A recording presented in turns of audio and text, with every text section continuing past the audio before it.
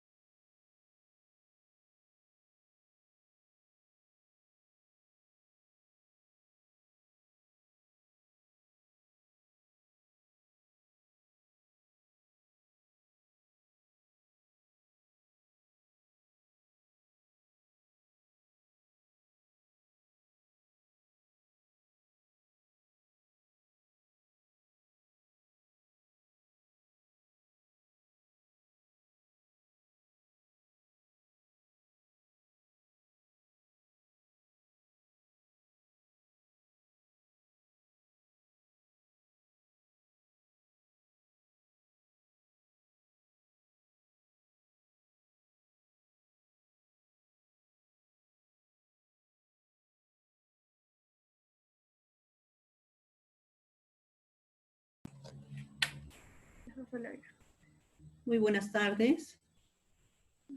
Quiero agradecer, felicitar la puntualidad de las personas que ya están conectadas.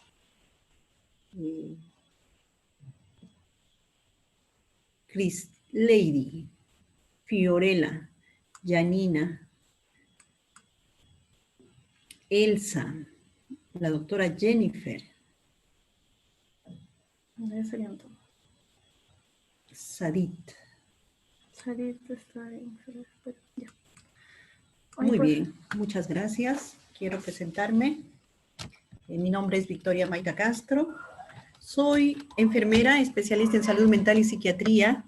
Soy psicoterapeuta gestáltico, coach, y en este momento soy integrante del Subcomité de Salud y Seguridad en el Trabajo del Hospital Nacional Edgardo Rebagliati Martins.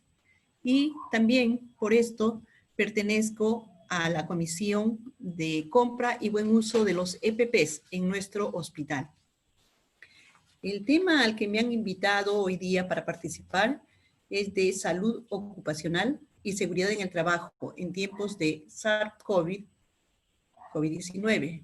Vamos a hablar del marco normativo, vamos a hablar de las definiciones, vamos a hablar de protocolos sanitarios y laborales y cómo se va a hacer la evaluación de los grupos de riesgo, en qué se basan, en qué normativas, en qué ley se basa. ¿Todo conforme? Sí, acaban de confirmar que el audio está bien. Aquí está el contenido, ya les explicaba qué es lo que vamos a tratar en esta exposición, que dicho sea de paso, 2 horas, queda corto porque todo esto es amplio. Entonces vamos a resumir de la mejor manera para que ustedes tengan la idea y para que ustedes tengan ya un punto de partida para que puedan avanzar más allá, porque les voy a dar links y les voy a dar el camino. Bueno, para empezar la exposición, tendríamos que hablar de salud ocupacional, que es lo que nos piden en esta exposición. La salud ocupacional, según la Organización Mundial de la Salud. Salud ocupacional. Según la OMS, se define como una actividad multidisciplinaria, no es de una sola persona, no es solo del médico, del enfermero, del técnico de enfermería, es multidisciplinario. Podríamos participar también a todas las demás disciplinas que intervienen en la atención, que controla y realiza medidas de prevención para cuidar la salud de todos los trabajadores, cuidar la salud de sus colaboradores. Esto incluye enfermedades de cualquier tipo, también incluye accidentes o cualquier factor que podría predisponer a poner en peligro la vida, la salud o la seguridad de las personas en sus respectivos trabajos. Esto se vino trabajando hace años, décadas atrás. Ya se discutía porque hay personas que al ir a trabajar exponen su salud, exponen su vida. Y bueno, se llegó a la conclusión que en un trabajo se debe mantener lo máximo que se pueda el bienestar tanto físico como mental de las personas. Y eso está a cargo, primero, de los directivos y en segundo lugar de nosotros mismos los trabajadores. Hay que cuidar la vida, la salud, la seguridad en relación al soma, al cuerpo. Ese cuerpo que se desgasta cuando no no procesamos o no hacemos las cosas como debe ser. Por ejemplo, la mecánica corporal. O, por ejemplo, la exposición en este momento al virus. También hay que cuidar la psique, la psicología, la interacción, esa interacción de jefe a administrado, esa psicología de administrado a administrado, hay veces de que ahí se resquebraja la salud. Y también tenemos que cuidar el nous, el espíritu, esa espiritualidad que no nos habla netamente de un Dios, sino de los valores, de lo buena persona, el bien ser, el buen hacer. Eso es la espiritualidad en este caso. Vamos a hablar de la salud social, que va en forma paralela, pero la sociedad amplía aún más, ya no solamente el contexto de trabajo, sino el contexto comunitario. Y dentro de ese contexto comunitario está la familia. Hay que cuidar los factores y las condiciones de esta vida. Por eso trabajamos para cubrir la parte económica, pero también tenemos que tener mucho cuidado con la interacción, la interrelación dentro de esa comunidad. ¿Qué son los determinantes sociales para mantener la salud o para resquebrajarla? Cuando hay exclusión o marginación social, se va deteriorando la salud mental y, por ende, la física. Las condiciones de empleo, programas de salud pública, accesos a los servicios educativos, equidad de género y cultura, condiciones de vida, naturaleza de vínculos afectivos y vida emotiva. Entonces quería presentarles como una introducción qué es lo que nosotros como salud ocupacional vamos teniendo en concepto. Como objetivo, la salud y seguridad en el trabajo, como objetivo general, es generar y promover que en el trabajo sea sano y seguro. Y para esto vamos a tener objetivos específicos de mantener y promover la salud de los empleados, promover las condiciones de trabajo suficientemente óptimas y promover el clima positivo y organizacional. Se ve, en resumen, muy fácil, pero si cada uno de estos vamos desglosándolos, va a ser un poco difícil llegar a tener todo esto en forma positiva. Bueno, nada es imposible, vamos en camino y hay leyes que nos protegen. Funciones. Lo primero que tiene que ser un comité de salud ocupacional es instalarse en el trabajo para identificar y evaluar cualquier tipo de riesgo que pudiera afectar el lugar de trabajo. Por eso las visitas inopinadas y por eso el rastreo que se debe hacer. Como funcionario, se tiene que estar a la expectativa de esto. Esto es muy importante. Analizar los factores que podrían dañar la salud o la seguridad en el trabajo. Hay que dar asesoramiento en lo que respecta a mantener la salud, las capacitaciones, la capacitación necesaria a los trabajadores en cuanto a estas medidas. Bueno, valga la redundancia, de capacitación. La capacitación que ustedes podrían presentar un voucher de pago y la institución tendría que retribuirles si ustedes han entendido y ustedes van con el conocimiento a solicitar dónde está la capacitación y cómo se les ha capacitado. Y garantizar se cumpla la ley 29783, la ley de la seguridad y salud en el trabajo. Es una ley que nos protege, que protege a todos los trabajadores y si ustedes quieren ampliar, conocer esta ley, pueden encontrar en cualquier página del Ministerio de Trabajo. Entrando al tema al que me han solicitado, el SARS-CoV-2 COVID, les presento ahí al virus que nos está trayendo tanta pesadilla en este momento. Al virus que hay personas que minimizan, hay personas que maximizan, y bueno, del cual tenemos que todos cuidarnos. Esto empezó con el anuncio del presidente, el caso cero. El jefe del Estado indica que se trata de un hombre de 25 años, porque ha estado en España, Francia, República Checa, y bueno, fue nuestro caso cero. Martín Vizcarra nos dio la noticia. Muchos de nosotros no lo creímos, muchos de nosotros pensamos que llegaba y se iba, como llegó se iba sin que lo llamen y sin que lo despidan. Y bueno, el coronavirus en el Perú se elevó a 13 casos como pacientes infectados. También lo anunció nuestro presidente. Y todos pensábamos, qué mal, ¿no? Cómo el sistema de salud ha permitido que hayan 13 contagiados.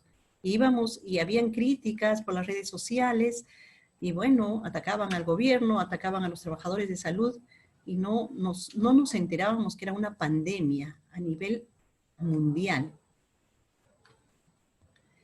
El presidente anuncia como medida que se suspenden los vuelos de Europa y Asia, lo cual nos trajo también mucha incomodidad. La disposición fue adoptada en base a diferentes factores, siendo uno de ellos la declaración de la Organización Mundial de la Salud, que calificó como pandemia al coronavirus. Y esa medida fue solamente por 30 días. Estábamos bien, la cual tuvo que ampliarse, porque esto iba en peor.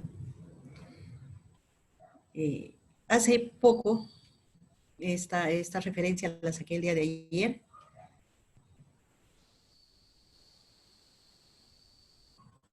Las normas legales, el día 9, 10 de abril, estoy hablando de abril, todavía no vamos a retiro lo dicho, estas normas, el 9, 10 de abril, jueves y viernes santo respectivamente, la inmovilización social obligatoria regiría en todo el territorio nacional durante todo el día.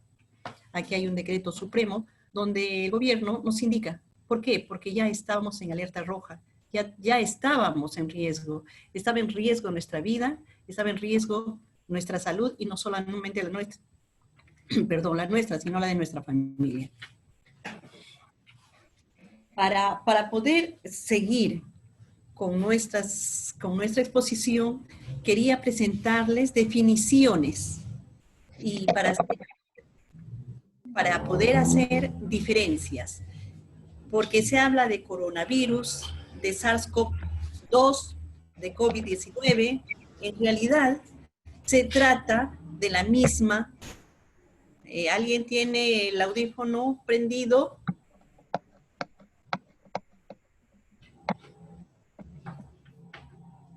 El coronavirus se trata de la... Hola, hola. Hay interferencias. Ya, solucionado. Aquí con mi asistente. Coronavirus se trata de la familia de virus que puede causar la enfermedad. Es una familia, es el mismo apellido, pero con diferentes reacciones. Varios coronavirus pueden causar infecciones respiratorias desde leves como resfriados hasta el SARS, síndrome respiratorio agudo severo. Ahora, si queremos decir y definir SARS-CoV-2, el nombre es el nombre que recibe el virus de acuerdo a su secuencia genética causante del COVID-19. Es el nombre y apellido del virus. Ya no es un coronavirus, sino es el nombre del virus que causa el COVID-19. El COVID-19 es la enfermedad infecciosa causada por el coronavirus que se ha descubierto recientemente y su nombre es el SARS-CoV-2. Bien, todo en orden, ¿se entiende?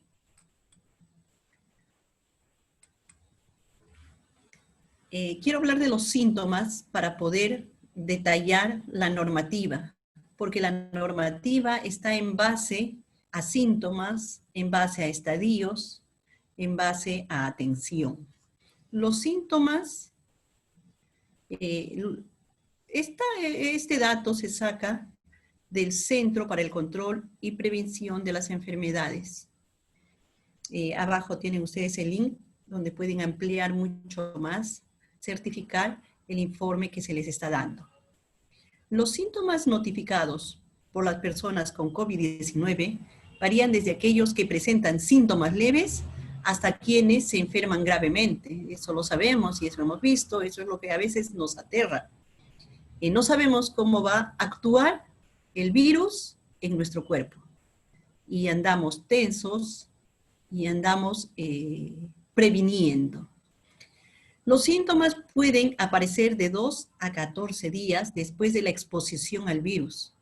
Las personas con estos síntomas podrían tener COVID-19, porcentajes aproximados en esta presentación. Fiebre o escalofríos, el 37.2% de las personas infectadas. No todos tienen la fiebre o el escalofríos. Tos, el 49% de las personas infectadas. Dificultad para respirar, es sentir esa falta de aire, el 23.8%. La fatiga, el 39.4%. Y así se detalla en toda esta diapositiva. Miren que viene desde la fiebre, va hasta problemas digestivos, diarreas, 9.6, náuseas, vómitos, 5.4. Y lo que sabemos nosotros, la congestión o moqueo, el 17.4, que es también lo peligroso para poder contagiar, ¿no?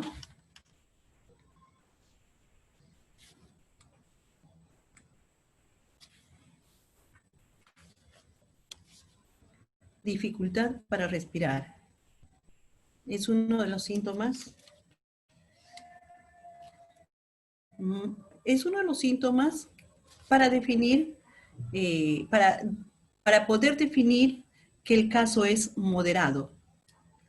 Porque el severo ya pasa moderado o severo. Porque de moderado puede fácilmente pasar a severo. Miren, estas son las pruebas de PCR y detección de anticuerpos. Esto es la prueba rápida. Les presento se ha bajado esto también de la internet para poder gráficamente explicarles. El día 0 tenemos el día que lamentablemente la persona se periodo asintomático. Un periodo silente, de silencio.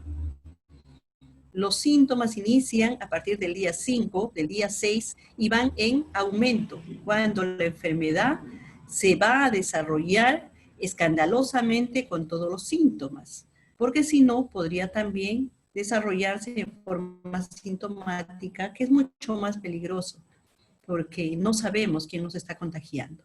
Bueno, el día 7 ya se dan los síntomas. Y ese día, al sacar la prueba rápida, el IgM empieza a ser detectable. Sacarse antes del 7º día de haberse contaminado es en vano. No va a salir ningún síntoma de positivo. No va a salir ningún signo, perdón, en esta prueba, ¿no? A partir del día 7 sale el IgM, que dice, está creciendo la curva. Ojo, está creciendo. Y está también aumentando su carga viral. En el día 14 podría estar en la máxima expresión, en el mejor de los casos, para que empiece a descender hasta el día 21, hasta el día 28, que saldría el IgM, que tendría que salir el IgM. Cuando nos dicen en su prueba rápida, señor, usted tiene el IgM positivo, es que está empezando, es que va a tener algunos síntomas, posiblemente, porque esta enfermedad es tan nueva y es tan impredecible que no sabemos si va a dar síntomas o no va a dar mayores síntomas, si se va a presentar en forma moderada, leve o grave.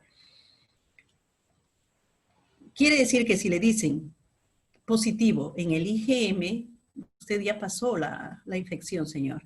Usted ya tiene el anticuerpo. Y este anticuerpo puede extenderse en el análisis de sangre por meses. El IgG, aquí dice IgM. Ya, desaparece el IgM y el IgG a partir de los 14 días empieza y podría durar meses hasta que desaparezca, ¿no? Son los... Hace 3 meses. se cree que son hasta 3 meses. Se cree, todo está en estudio en ese momento, porque es una enfermedad nueva. Entonces, a partir de los 14 días ya va a salir el IgM, cuando está bajando, ya está bajando la sintomatología. Y por supuesto también la carga viral. Y esa carga viral es la que se contagia, con la que se contagia o se contamina a la otra persona. Las cifras del COVID-19 en el Perú. Es importante que nosotros tengamos también el conocimiento cómo estamos hasta el día de ayer, 3/7 del 2020 a las 00 horas, cómo hemos estado. Muestras 1.740.969. Se han sacado esta cantidad de muestras, de las cuales 295.599 son positivos. Los demás han sido negativos. El PCR, dentro de estas, el PCR, 74.043 positivas. El PCR, el hisopado, ya es para saber que es el coronavirus, el SARS-CoV-2, el que está afectando la salud. Esto es el hisopado, 74.043 y 221.556 la prueba rápida. De ellos son 10.226, lamentablemente, los fallecidos. Y preguntarán por qué algunos fallecen y por qué algunos no. Porque el organismo responde en forma diferente. Y una vez más, nos da la certeza que todos somos diferentes. Imagínense también en la parte biológica, no solamente en la parte emocional, sino en la parte biológica. Nuestro cuerpo va a reaccionar de forma diferente al mismo SARS-CoV-19, en forma diferente. Quiere decir que la letalidad es el 3.46% de muertos. Esto es bueno, esto es malo, no quisiéramos que sea ni el 0.5, pero en grandes cifras y siendo optimista, es bajo el porcentaje de mortalidad, 3.6. La hospitalización según evolución médica. La evolución estacionaria nos dice que pacientes se hospitalizan 7.346 y es una evolución estacionaria, síntomas llevaderos, que se van controlando y la persona no va poniendo en riesgo su vida, ¿no? Pero hay que darle atención. La evolución favorable de estos hospitalizados, 2.449. Y la evolución desfavorable, 1.336. Esas son las cifras de los hospitalizados según evolución médica. Y como ven, los estacionarios, los que tienen los síntomas en forma estacionaria, valga la redundancia, continua, son más. SINADEF nos presenta el caso de tendencia a defunciones confirmadas en el Perú y defunciones sospechosas. Se dice en las redes sociales, en algunos noticieros, y a veces conversando con los colegas, con los vecinos, que las cifras que nos da el gobierno no son netamente ciertas. Y como ven, con celeste, con turquesa, se ha puesto la cantidad de defunciones confirmadas según registro nacional, según el registro que lleva el ministerio. Y por eso nos dice, son esta cantidad. Pero en realidad han habido defunciones que no han sido notificadas, defunciones en casa o defunciones en lugares mucho más remotos, en lugares donde no se ha podido confirmar que es por este problema. Y ahí nos sale la suma súper elevada, cerca a 400.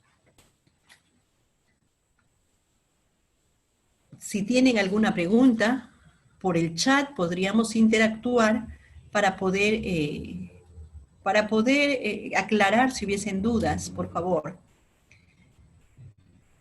Nos dice la realidad de la disponibilidad de las camas de la UCI con ventiladores en la zona COVID-19 durante este estado de emergencia. Hay personas que no le prestan la debida atención. Hoy día con mucha tristeza veía papá, mamá, hermano mayor, hermano intermedio y hermano chiquitito caminando por las calles, paseándose, sin darle la atención y sin saber que uno de ellos, si no son 2, 3 o los 5, podrían enfermar, podrían salir en busca del virus. Miren, en la UCI, con ventilador ocupado, 1.210 personas. ¿Qué disponibilidad tenemos? De 143. Y eso es en números, porque yo salgo del hospital, trabajo en un hospital grande, y por lo que me dicen, no hay camas en la UCI. Se ha saturado la atención. Es más, no hay camas tampoco ni para hospitalización. Entonces, tener cuidado, prevenir nosotros como personal de salud y ayudar a la difusión de seguir previniendo. Se va a tomar un taxi, la persona con la mascarilla en la barbilla, de sombrero o la nariz al aire, el taxi avanza, las personas vendiendo, compran un Sublime, van comiendo, reciben el dinero, realmente no tomamos conciencia. Nosotros seamos la fuente para poder ir disminuyendo esta pandemia en el Perú, y hay que cuidarnos y ayudar a que los demás se cuiden. No se trata de cuidarse uno solo, se trata de cuidar al entorno. Fallecidos por etapa de vida, para que tengan una idea cómo es que se dice que la prevalencia de fallecidos es mayor en varones que en damas. Se dice que el grupo de riesgo es el adulto mayor, seguido por edad adulto, el joven, el niño, y en los adolescentes pues nos muestran un 12, ¿no? Un 12%. El adulto mayor de 60 a 65 años. Mayores a 60 a 65 años. Por eso también se han dado las normativas, ¿no? Por estos informes, por estos datos que tenemos. Mira, de 90 años a más, 104 mujeres, 184 hombres. Y en lo que nos interesaría a muchos de nosotros, en una edad promedia de 30 a 39, también hay un alto porcentaje. En el Perú, los números de caso, los números de caso, estamos haciendo la presentación del Perú en el mundo. Número de casos, estamos en el puesto 6. Chile tiene menos infectados que nosotros, Reino Unido, México tiene menos infectados. Nosotros tenemos 295.599 al día de ayer. Y total de muertos, 10.226. Estos son los números de casos en el Perú. Y el número de defunciones en el Perú, estamos en el puesto 10. Bueno, Brasil está antes que nosotros. Sin embargo, Brasil tiene mayor población que nosotros. Eso explica que no que estemos nosotros en ventaja, ¿no? Lo que explica es que ellos tienen mayor cantidad de población. Entonces hay que ir tomando conciencia de lo que está pasando en el Perú para poder ser nosotros entes de bien, y ojalá que todo esto vaya terminando. No esperemos la vacuna, porque la vacuna no sabemos en qué tiempo llegaría, 1 año, 2 años, o si va a llegar alguna vez, ¿no? O si va a ser tan efectiva como creemos que podría ser una vacuna. Aquí también les estoy dejando el link para que ustedes puedan ir viendo, porque esto es al día de ayer. De aquí a una semana esto va a cambiar. Y con este link ustedes pueden entrar y verificar las cifras. Podríamos llegar al 1 o podríamos llegar al 20. Entonces, les invito a estar más pendientes porque sé que son personal de salud. ¿Qué debemos hacer? Por ejemplo, en Haití, en la época del cólera, que llegó también al Perú, En el 2010, 2012, Haití Una curva epidémica tuvo una curva epidémica variante. Subida, bajada, lo cual a nosotros nos da una historia para poder, como historia, sacar el antecedente epidemiológico, cómo podría comportarse en este caso el coronavirus. En la República Dominicana, que son vecinos de Haití, en la época del cólera, en el 2010, fue lo mismo, fue en el mismo tiempo, pero la República Dominicana, miren ustedes, empezó con pocos casos y se mantenía bajo, cuidaban la bioseguridad. En la época del cólera también sabían ustedes que todo era bioseguridad. La mano era la que transmitía también este problema, esta enfermedad, y se confiaron, así como ahorita se confían en el Perú y salen en familias, están en los supermercados, están en Gamarra, Cono Norte, Cono Sur, están en San Isidro, en Miraflores, en todo sitio. Como ahorita se está confiando el Perú, se confiaron. Y miren lo que pasó, cómo creció esta línea, hasta llegar a un colapso. ¿Quieres señalar? ¿Por qué no está señalando? ¿Ah, sí? Bueno, no estoy señalando, pero ustedes vayan imaginándose la crecida de esta. Pensé que estaba señalando. Bueno, no estoy realmente capacitada en tecnología.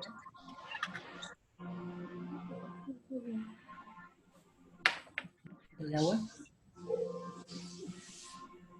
Bueno, no podemos copiarnos si también es un estudio epidemiológico. ¿Alguien tiene el Vamos a apagar el micro, por favor, un momentito. Listo. Historia epidemiológica para ver qué es lo que podría pasar en el Perú. Como ven, las curvas van creciendo. ¿Qué pasó? Ahí está. Entonces, ¿qué debemos hacer para protegernos? Bueno, este es mi servicio.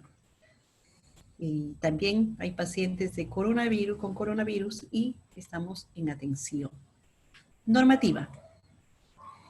El gobierno, en su plataforma del Estado peruano, presenta toda la documentación.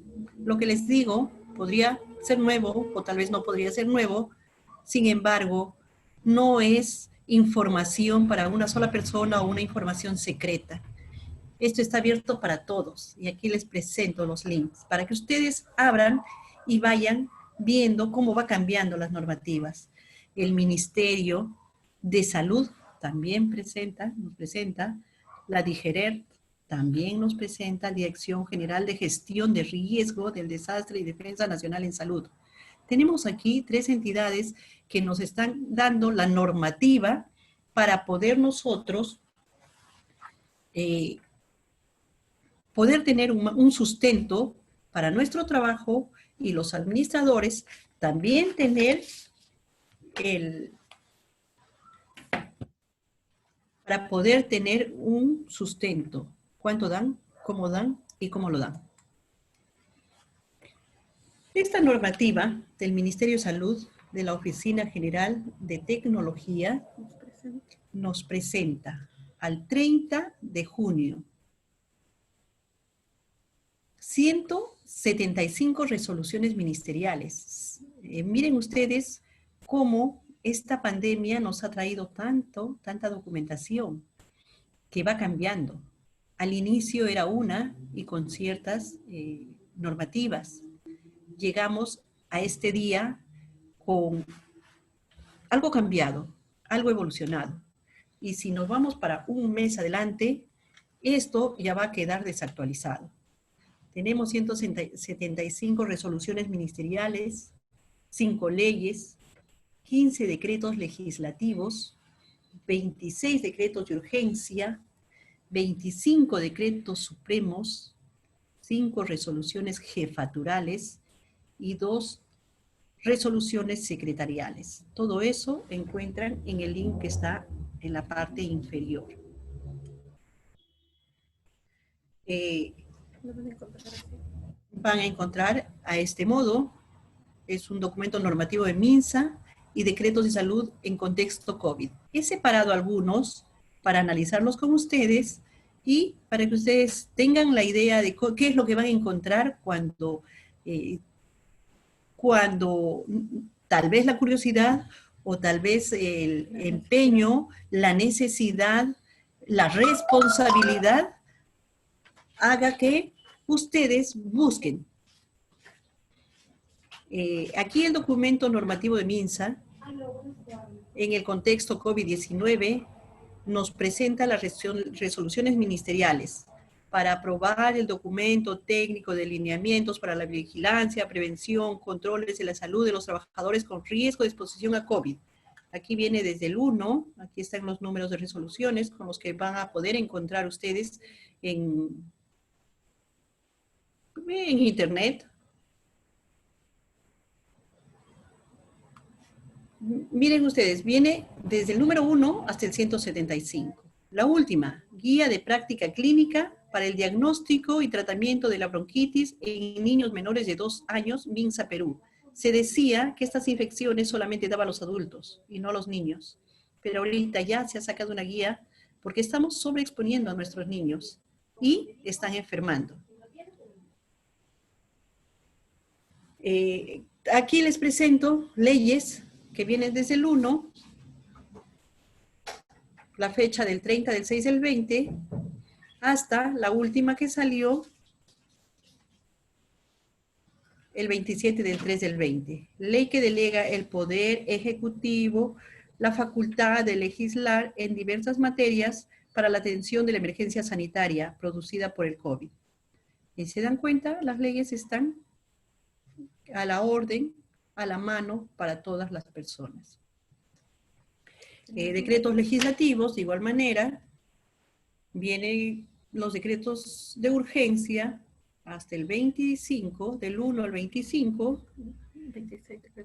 26, que se dio hasta el día 1 antes, hasta el día 11 del 3 del 20. Seguimos. El decreto supremo de 1, que empezó con un decreto dándonos las primeras pautas.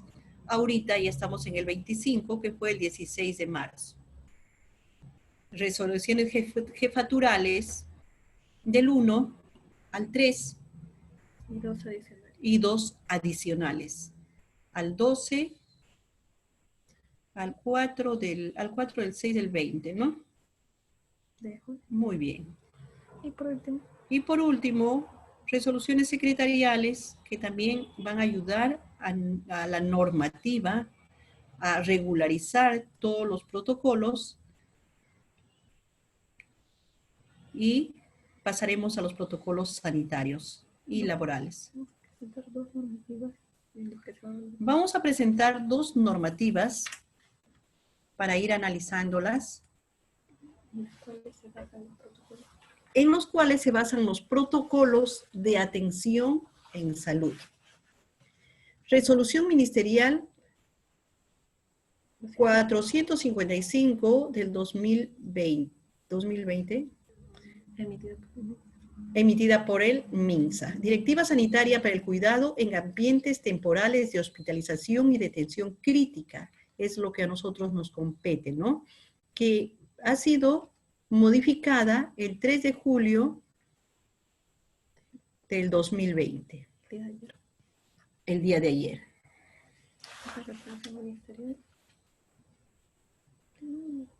Normatividad ya. Esa es la resolución. Ahí está la fecha. Ahí está el link donde ustedes podrían encontrar mayor información. Algunas definiciones operacionales. Dentro de esta resolución nos ayudan, dentro de todas las resoluciones siempre dan definiciones operacionales, porque ¿a qué le llaman ellos? Ambiente de hospitalización temporal. ¿Lo defino yo? Este ambiente de hospitalización temporal, AHT, comprende todos los ambientes o instalaciones físicas para la atención del paciente y donde se brindan cuidados de enfermería y atención clínica, donde netamente trabajamos nosotros. Eso es un ambiente de hospitalización temporal. Ambiente de atención crítica temporal. Se está llamando a donde se da el soporte vital avanzado. Quiere decir las UCIs, las UCINES, los lugares donde ya se requiere de mayor especialización en el caso. ¿A qué le llaman casos sospechosos? De acuerdo a la alerta epidemiológica. Vamos a ver que existen casos leves. Toda persona con infección respiratoria aguda que tiene al menos 2 signos y síntomas respiratorias. Los síntomas respiratorios que les mostraba en un inicio. La fiebre, la tos, el malestar, las diarreas. Entonces, esos son los casos leves. Casos moderados, toda persona con infección respiratoria aguda que cumple con al menos un criterio de hospitalización, cuando ya este factor está deteriorando la salud y se necesita un centro de hospitalización de vigilancia médica y de enfermería, donde existen factores de riesgo, donde el paciente, Personas con factores de riesgo y dificultad respiratoria. donde el paciente podría pasar a caso severo. ¿Por qué podría ser? Por sus factores de riesgo. Los factores que presentan la edad, las enfermedades adicionales. En ese caso son los moderados. Y el caso severo, toda persona con infección respiratoria aguda que presenta signos de sepsis o insuficiencia respiratoria.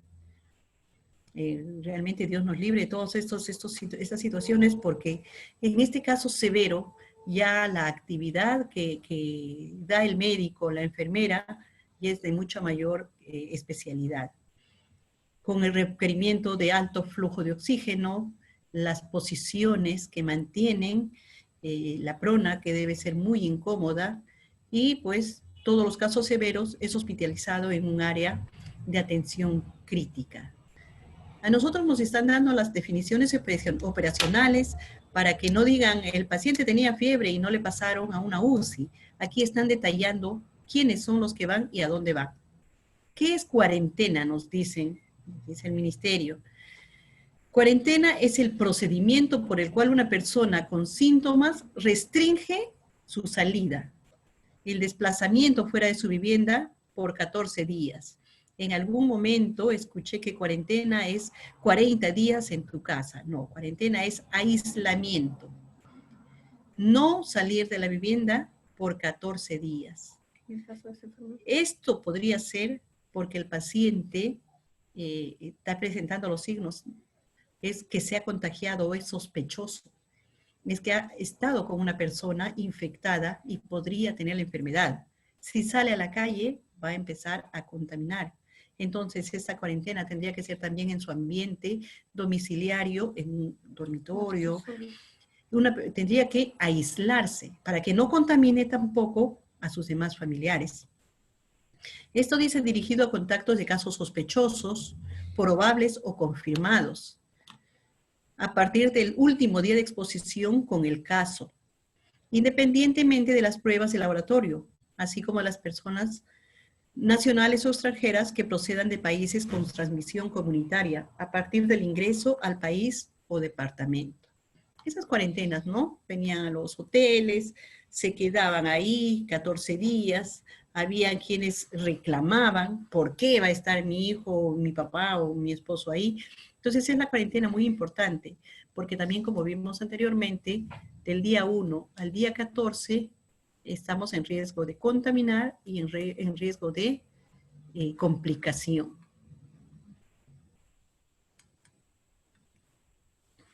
El flujo de atención, este gráfico de flujo de atención de salud de los casos con infección por COVID, bueno, se los presento porque es importante saber, ¿no? La demanda de la salud. Esa demanda podría ser que ha sido derivada por un médico particular o por una teleconsulta, derivado por una persona que tiene conocimiento sobre este tema y le dice, mejor ve al hospital, no te expongas. O la demanda espontánea, yo me siento mal y yo decido ir al hospital, yo decido ir a hacerme atender para prevenir y controlar esta infección. Bueno, llegan estas personas al hospital, al triaje diferenciado para clasificar al paciente. Y ahí nos van a decir, no, caso severo, caso moderado, caso leve, con o sin factores de riesgo. Es en el triaje donde van a determinar qué tipo de atención de salud se va a determinar. El caso severo irá a la emergencia, a la hospitalización en UCI o a derivación al área correspondiente. El caso moderado se irá a la emergencia, urgencias, hospitalización y derivadas al ambiente hospitalario transitorio. Derivación a la AACT es la de atención crítica transitoria, las UCIs. O también nos podrían decir caso leve con o sin factor de riesgo. ¿A dónde va? Urgencias, tratamiento, aislamiento temporal, seguimiento de caso. A veces nos mandan a la casa y se hace seguimiento. En gráfico, en teoría, esto se ve, bueno, estoy protegido, ¿no?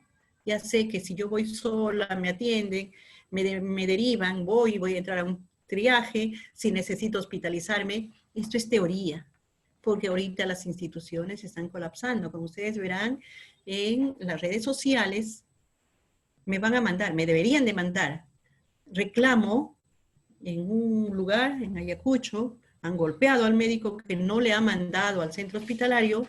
¿Por qué? Porque no hay camas. Entonces, en gráfico, en teoría, podríamos nosotros decir es mi derecho. Aquí dicen que me deben mandar a una hospitalización, pero si ya no hay camas, hay que tener cuidado y precaución. No quiero alarmarles, lo que quiero es prevenir para que ustedes expliquen a la población qué es lo que está pasando.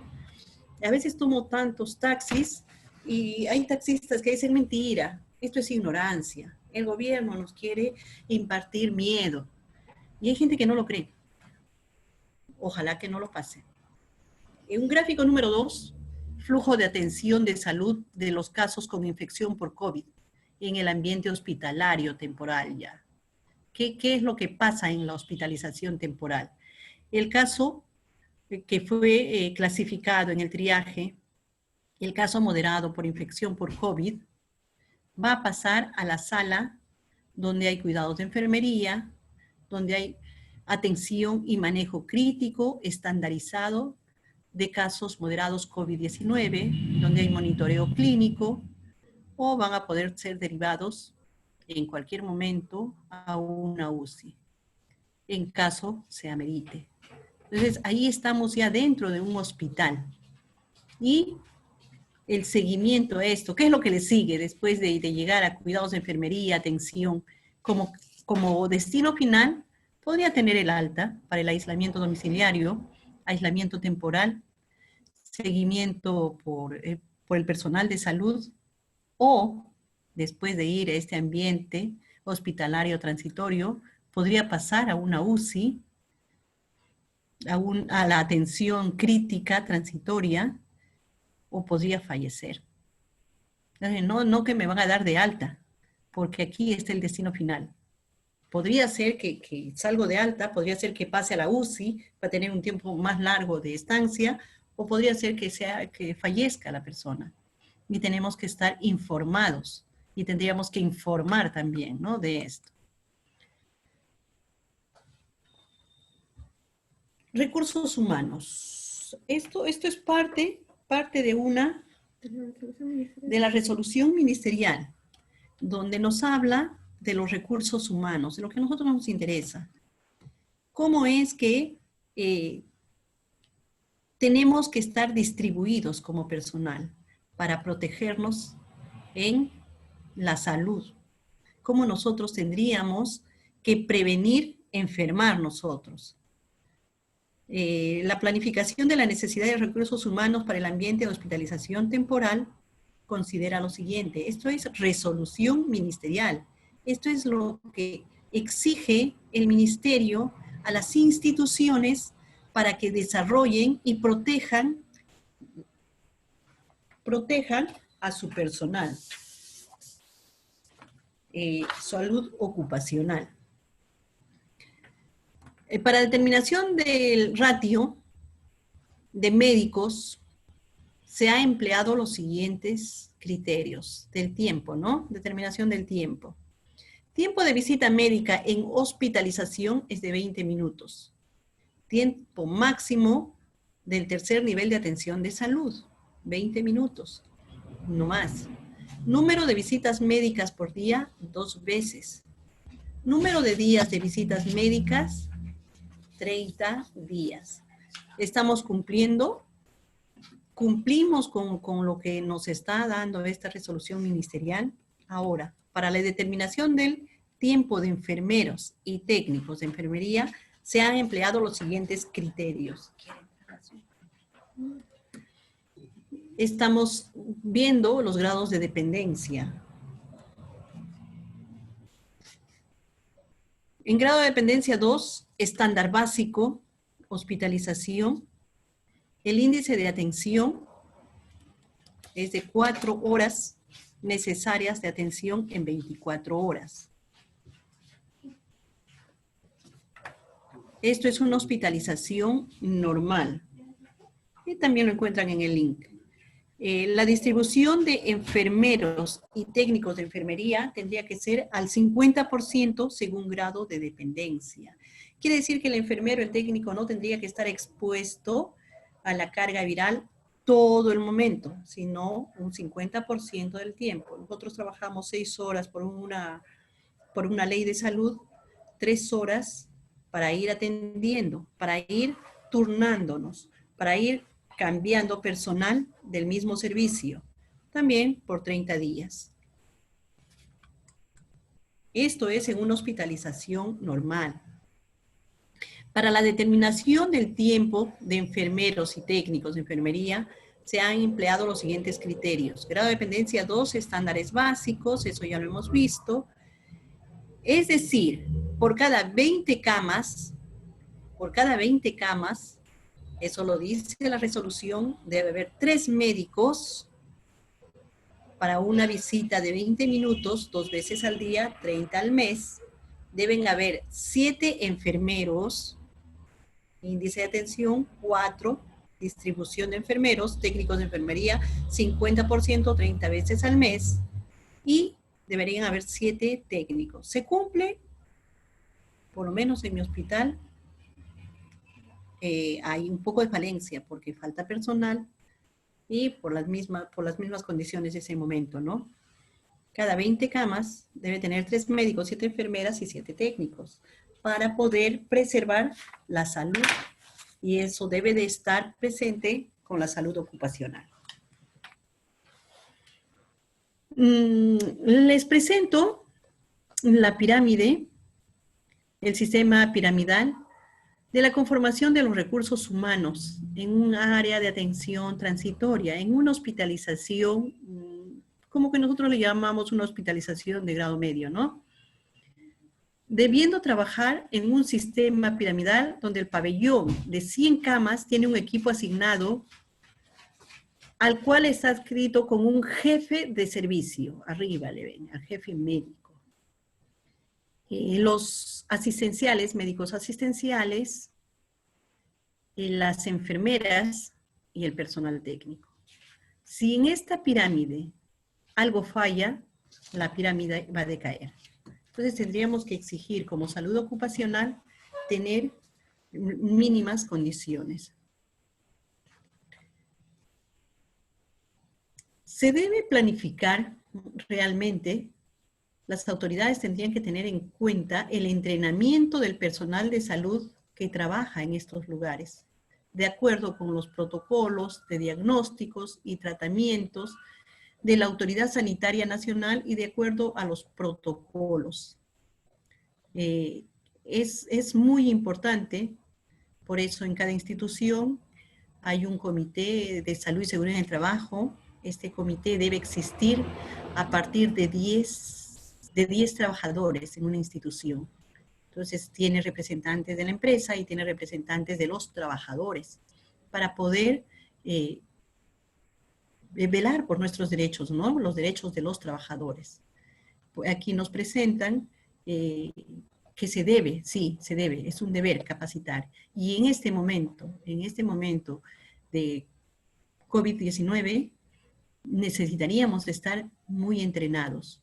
¿Por qué? Porque la máxima expresión de contagios en los hospitales es la baja adherencia a la bioseguridad. Y a veces no es personal, sino no es que yo no quiero conocer esto, sino no hay capacitación y entrenamiento. El ponerse un mameluco podría ser fácil porque te pones como te pongas, no va a haber complicaciones y al final puedes reponerte y reacomodarte. El problema es al quitarte el mameluco, al quitarte la EPP.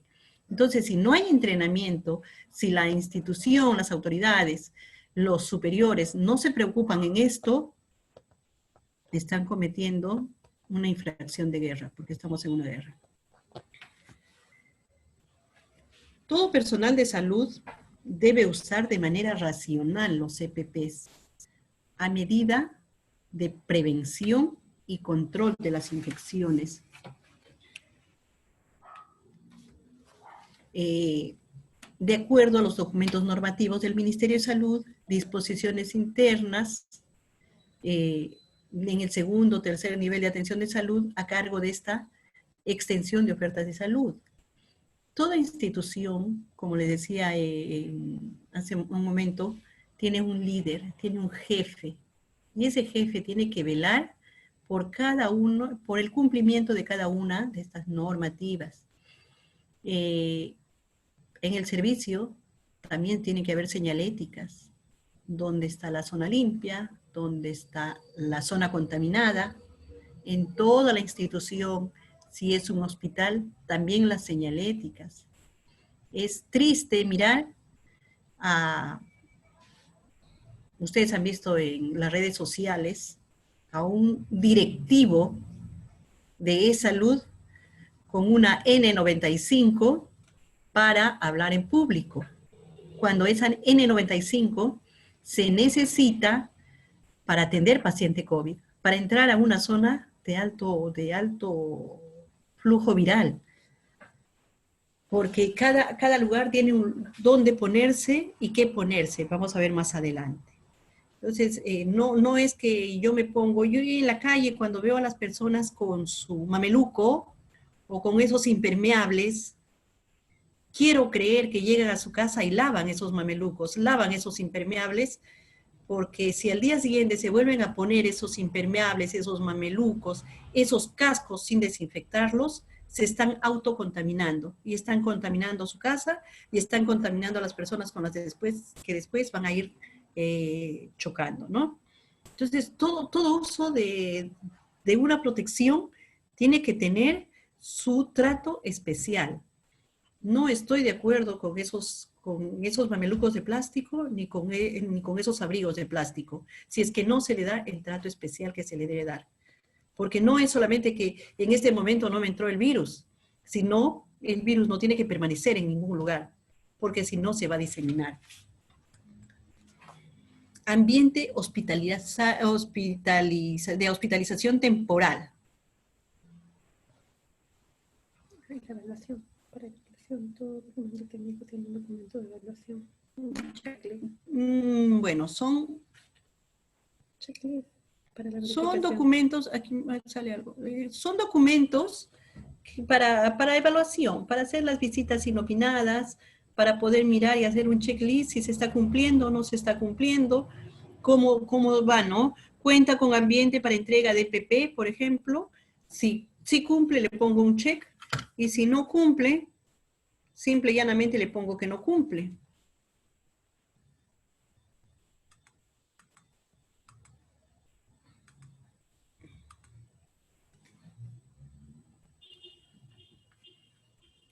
Un minuto, por favor. Falla técnica. Bueno, este checklist está a cargo de todo el equipo, de autoridades de la institución y representantes de los trabajadores, porque no puede haber parcialización. Para saber si mi trabajador está protegido, mi trabajador está en buena condición de salud ocupacional, me voy con mi checklist y pregunto, ¿cuenta con ambiente de admisión y espera? Me dirán que sí o que no y verificaré la observación. Dicen que sí, no se encuentra disponible en el momento, podría ser, porque hay quienes dicen, no, está con llave porque están desinfectando, ¿no? Entonces, le ponemos que sí, y si me dicen que no, le ponemos que no. Y este checklist es evaluación. Evaluación para poder nosotros, en alguna circunstancia, primero para mejorar. Y segundo, para, con una situación punitiva, ¿no? Hay que castigar si hay cosas que no se están cumpliendo.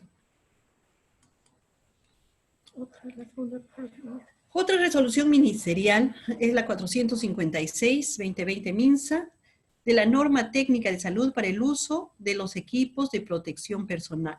También ha sido sacado el 13 de julio del 2020, publicado. Abajo está el link.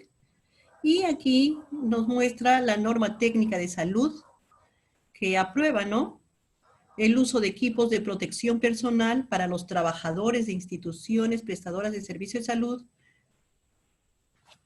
Esta norma pertenece a la colección normatividad sobre coronavirus, sobre lo que estamos hablando. Y el link está abajo para que ustedes amplíen. Pero vamos a analizarla un poco. Esta resolución salió el 2 de julio del 2020, es ahorita, ¿no? Como les decía, las resoluciones, las normativas, las leyes están regulándose en forma semanal, quincenal, mensual. No es que en algún momento digan, mira, el 1 de mayo salió esta norma y nosotros la vamos a hacer cumplir. No. ¿Qué es lo que tenemos que ver? La última, lo último que ha salido. No podemos nosotros conformarnos, con lo que leemos en un momento. Por eso les doy el link para que ustedes vayan actualizándose. Algunas definiciones de esta norma. Bioseguridad. ¿Qué nos quieren decir con bioseguridad dentro de esta norma? Conjunto de normas y medidas para resolución. Conjunto de normas y medidas para proteger la salud del personal frente al riesgo biológico, químico, físico a los que esté expuesto en el desempeño de sus funciones, también a los pacientes y al medio ambiente. Hay que conservar la bioseguridad. Nosotros somos el ente principal de la bioseguridad como trabajadores. Nadie quiere contaminarse, mucho menos contaminar al paciente y menos al medio ambiente. Por eso no se camina con los EPPs que han sido atendidos a pacientes por los pasadizos. En algunos hospitales, veía en las redes sociales, atienden al fallecido por COVID con EPPs, pero profundamente establecidos, y con ese mismo EPP salen hasta la calle, y de la calle se toman el respiro, y las personas que están alrededor podrían contaminarse. Por eso, cada equipo de protección tiene su lugar, y no se puede, eso no es un desfile de modas para estar paseando por la calle. El equipo de protección personal es para la atención a pacientes. Descontaminación, desactivación, neutralización o remoción de agentes tóxicos, generalmente por medios químicos o físicos. Esa descontaminación que nosotros también tenemos que estar muy actualizados, porque cada una, hay artículos reusables, y esos artículos reusables tienen su modo de conservación. Yo estaba en una reunión del comité de compra y buen uso de los EPPs en mi hospital, y escuché que un médico decía que los Elastomeric, los respiradores, si no son bien usados y bien retirados, estos elastomedic sirven para autocontaminarse. Además que estos elastomedic contaminan al que está afuera, en el mejor de los casos. Elimina bacterias y cuida a la persona que lo está usando de las bacterias, de los virus. Pero si se lo retira mal y no le da el proceso que debe darle para la desinfección, se vuelve a poner y se va a autoinfectar. Entonces es un arma que nosotros tendríamos que usar, pero con todo el cuidado y con todos los protocolos de descontaminación. Desinfección es eso. Desinfección es el proceso por el cual se mata o destruye la mayoría de los microorganismos patógenos, con la excepción de las esporas bacterianas. Los desinfectantes son usados sobre objetos inanimados, lógicamente, ¿no? Esterilización. ¿Qué es la esterilización? Es un proceso por medio del cual se logra la eliminación completa, incluyendo esporas, bacterias, y es un proceso especial, donde la esterilización se hace en un lugar especial y con proceso especial. Eso nos dice la ley. ¿Qué ley es? Una resolución ministerial. Es una resolución ministerial. Nos dice la que hemos presentado anteriormente. La resolución ministerial del buen uso de los EPPs. Equipo de protección personal. Son dispositivos materiales o indumentaria personal destinado a cada trabajador para protegerlo de uno o varios riesgos presentes en el trabajo y que puedan amenazar su seguridad y salud. Los EPPs son una alternativa temporal, en el momento en que se está atendiendo al paciente y complementaria a las medidas preventivas de carácter colectivo. Hay EPPs para uso colectivo y EPPs para atención en hospitales. Respirador de grado N95 o su equivalente o filtración superior, mascarilla quirúrgica, protectores oculares, protector facial, guantes, protector de calzados o gorros, según riesgo ocupacional, siendo estos componentes de uso hospitalario. Y lo muy importante y lo que pareciera que había indicios de una pandemia, y en todos los hospitales, inclusive el ministerio venía a evaluar si la higiene de manos era como correspondía. Sus pasos, sus 12 pasos, el tiempo, la forma, y bueno, esa adherencia al lavado de manos tampoco era la que correspondía, los 5 momentos para lavarse la mano, antes y después de atender a un paciente, lo cual en muchas veces ha sido sancionado y ha sido multado, porque muchos de los trabajadores no cumplían con la medida que se dio antes de la pandemia. Y ahora en la pandemia, más aún, hay que lavarse la mano antes de y después de atender a un paciente. Higiene de manos, medida higiénica conducente a la antisepsia de las manos con el fin de reducir la flora microbiana transitoria. Consiste usualmente en frotarse las manos con un antiséptico de base alcohólica o lavarse con agua y jabón normal o antibacteriano.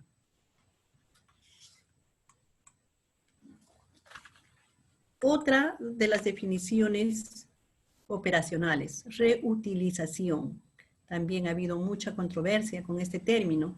Es volver a utilizar indumentarias o dispositivos de equipos de protección personal, elaborados con material reutilizable como tela textil de algodón, mandilón, mameluco, gorro, protector de calzado, PVC o plástico resistente a la niebla o arañazos, protector facial, ocular, los cuales permiten esterilizarse o desinfectarse según corresponda.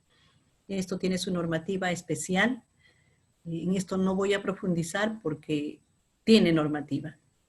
Y la reutilización limitada es el uso del mismo respirador N95, su equivalente o otro de mayor filtración para múltiples encuentros con pacientes, retirándose el mismo después de cada encuentro y reutilizándolo mientras permanezca funcional según procedimientos de descontaminación validados. También tiene su propia normativa.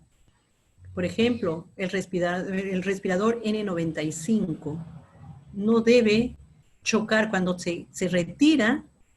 Al ponerse el respirador N95, se tiene que agarrar con la palma de la mano suavemente por la parte externa y no permitir que los dedos o ningún objeto choque con la parte que va a ir para la boca, porque si no, estamos llevando contaminación y vamos a inspirar y expirar, inspirar y expirar la contaminación.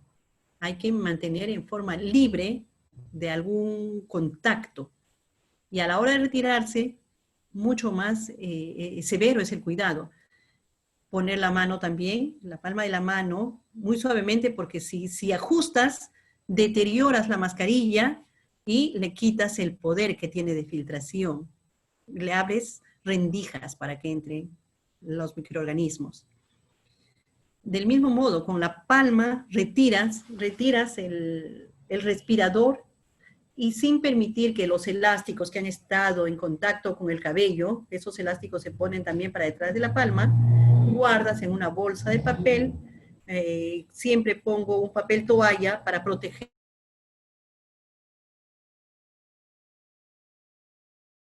Si mal no me equivoco, se puede reusar 3 veces, 3 días, en caso de un buen manejo. Si se deteriora, ya no lo uses, porque estás llevando algo inservible que no te protege. Son técnicas especiales para ponerse, para sacarse, y también según la marca, la calidad y según lo que diga la empresa que ha confeccionado, ¿no? Que ha confeccionado estos respiradores. Yo hablaba del Elastomedic porque, bueno, no soy muy amiga del Elastomedic, porque si bien es cierto, protege a algunas personas, a las que están al costado, no la protege. Y podríamos ir incrementando cargas virales. 3 definiciones. 3 definiciones más. 4, riesgo, que es un riesgo, es la probabilidad que ocurra un daño o lesión. La transmisión cruzada es transmisión de agentes infecciosos entre pacientes y el personal de salud.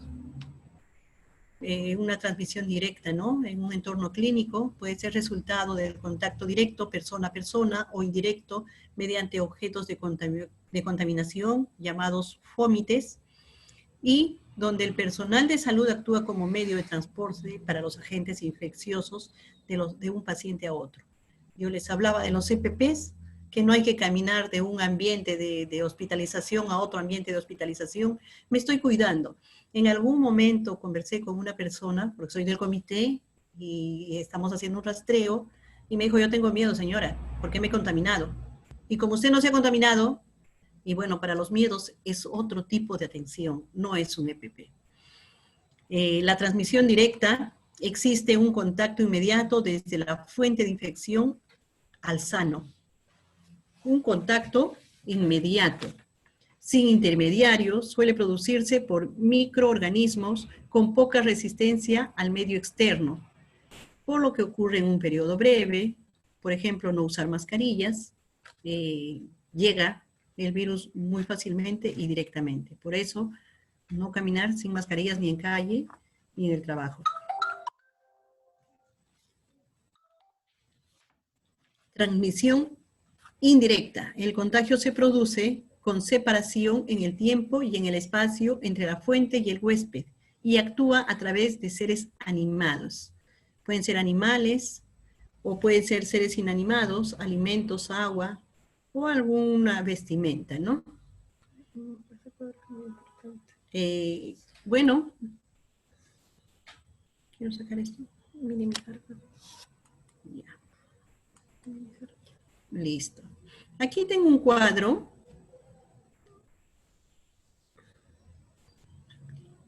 No, con participantes. Un momentito, por favor. X. Ya. Aquí tengo un cuadro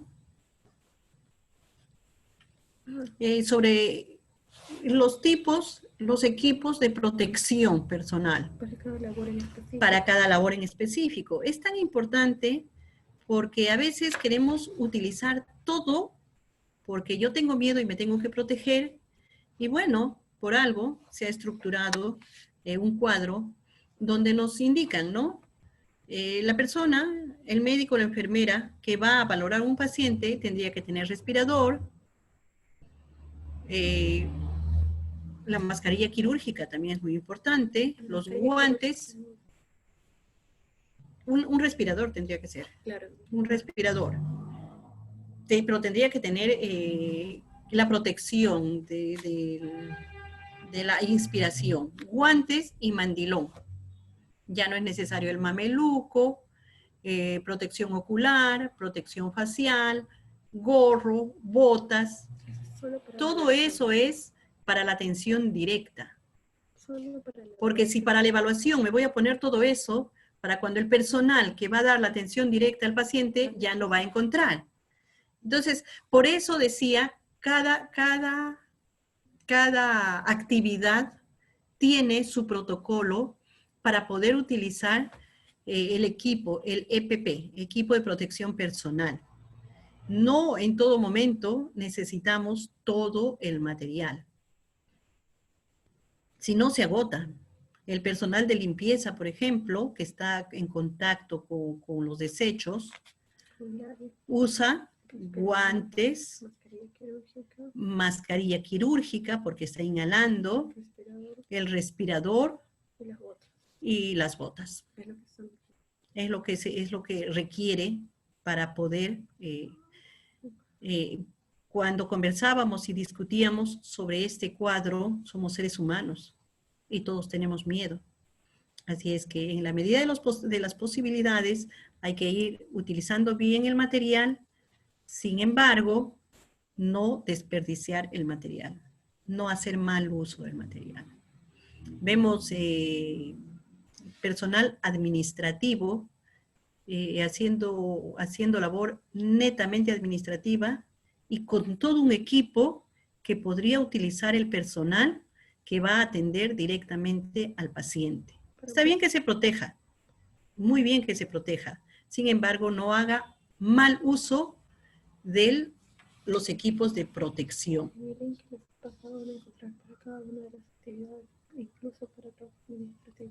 En el link anterior está detallado ampliamente. Esto es un resumen. Las exposiciones son de tiempo corto y también agotan. Sé que no tendríamos que hacer una exposición muy larga porque podría causar agotamiento, pues, ¿no? Lavado de manos con agua y jabón antiséptico. Técnicas de higiene de manos con agua y jabón antiséptico. Esto también está normado. La duración de todo procedimiento es de 40 a 60 segundos. Y todos sabemos, primero nos mojamos. Aunque no lo crean, hace unos días entregué un respirador a un personal y bueno, lávese la mano antes de ponérselo, porque antes de ponerse el respirador o cualquier equipo de protección hay que lavarse la mano. Lávese la mano. Y bueno, se lavó la mano como nos lavamos en casa, ¿no? Así que empecé a hacer la práctica 1, 2, 3, 4, 5, de verdad, que nos han instruido tantos meses, como 2, 3 años. Día y noche nos decían que teníamos que lavarnos la mano con esta técnica. El personal no sabía. Es increíble. Así que, a ver si repasamos, nos mojamos la mano, depositamos en la palma de la mano el jabón con suficiente jabón para cubrir toda la superficie de la mano. Empapamos toda la mano con el jabón, frotamos las palmas de la mano, frotamos en forma circular hasta producir mucha espuma. La espuma es signo de que está limpiándose. La espuma es signo de que está limpiándose, aquí me dice mi asesora. Número 3, perdón, frotamos entre los dedos por la parte posterior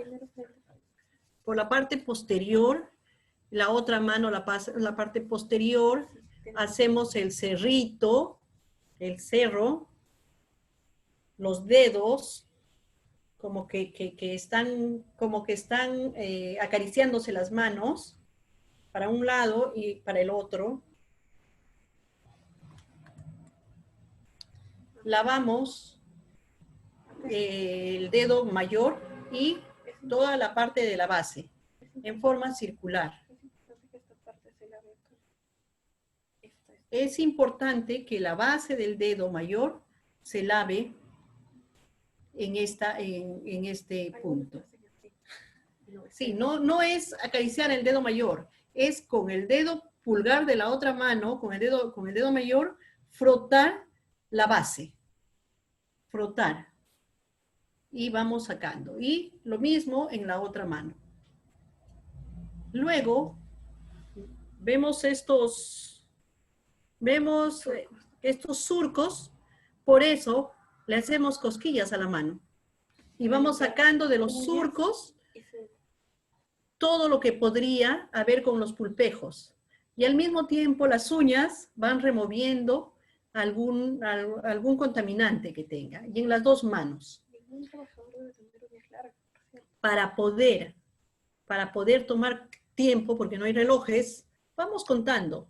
Nos puede hasta 5 movimientos muy pausados, 5 movimientos pausados por cada uno de los puntos. Las uñas deberían de ser cortas, porque también eso es sancionable. Tendrían que ser cortas. No tienen que usar objetos, los aros. Los aros tal vez tan hermosos que se ven, pero los anillos ya no son de uso, porque son contaminantes. Los relojes,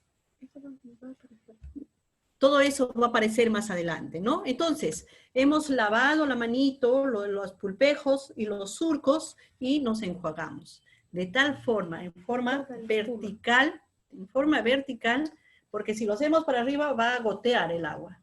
Y si hacemos para abajo, puede quedar Entonces, en forma vertical, frotamos para que salga todo.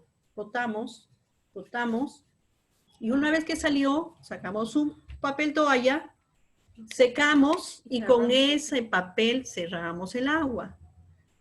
Y sacamos nuevamente, concluimos el secado, y si nos falta todavía un poco más, sacamos otro papel y se bota, se desecha en la bolsa negra.